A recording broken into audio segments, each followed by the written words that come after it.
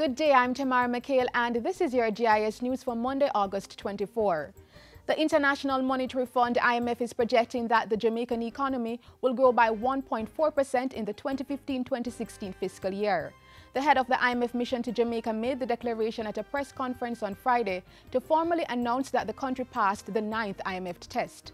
Program implementation remains strong and all the quantitative performance targets through the end of June were met, with tax revenues exceeding expectations.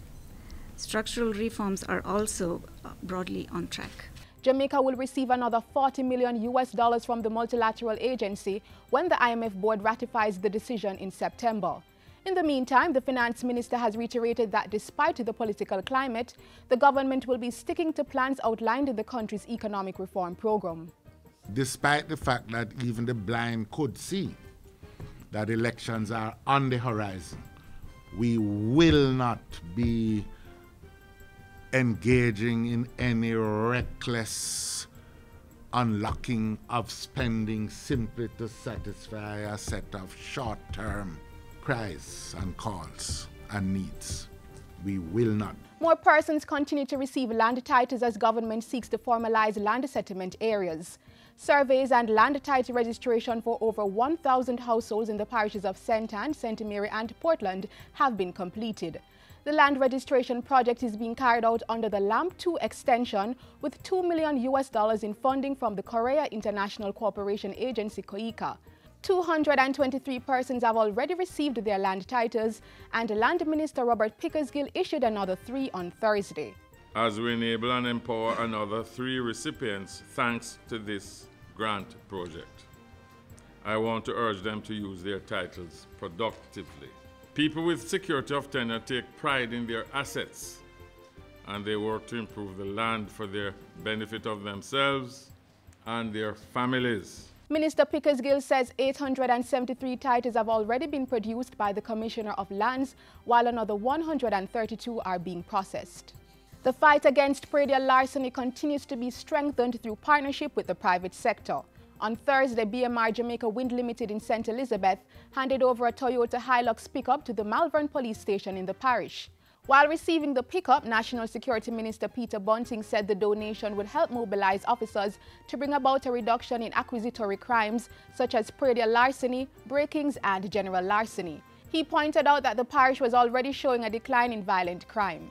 It is good that those who are working hard, those who are committed and passionate about serving, protecting and reassuring the citizens of St. Elizabeth are encouraged and rewarded by being given this important piece of equipment to continue their work and to make the same level of inroads that they're making against violent crime, against predial thieves.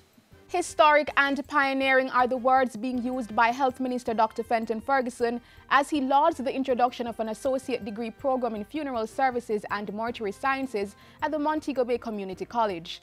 The minister has welcomed the program, which he asserts is critical in light of major concerns that there are many untrained, unregistered and unregulated persons in the industry.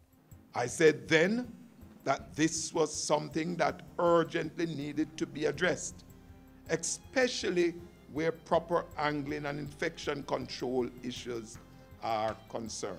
You will find that those operators who earn their certification and who operate based on guidelines will enjoy greater public confidence and therefore higher levels of business activity. The Ministry of Health stands ready to assist in any way we can.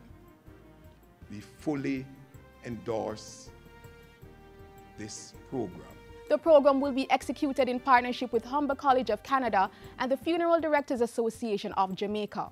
And finally, Education Minister Reverend Ronald Thwaites is lauding private individuals and businesses contributing to Jamaica's education system. He was speaking at Guardian Life Limited's recent JIS Scholarship Awards ceremony. Minister Thwaites pointed out that while government invested over $80 billion in education annually, it still needed private sector support to supplement the needs of the sector. It would be insufficient to do what we do if it were not for the contribution of companies, of the alumni, people in the diaspora, and parents, of course, churches in Jamaica. Education is the biggest enterprise of the land, and it is the most important one. And that's it for JIS News today. I'm Tamara McHale. Thanks for watching.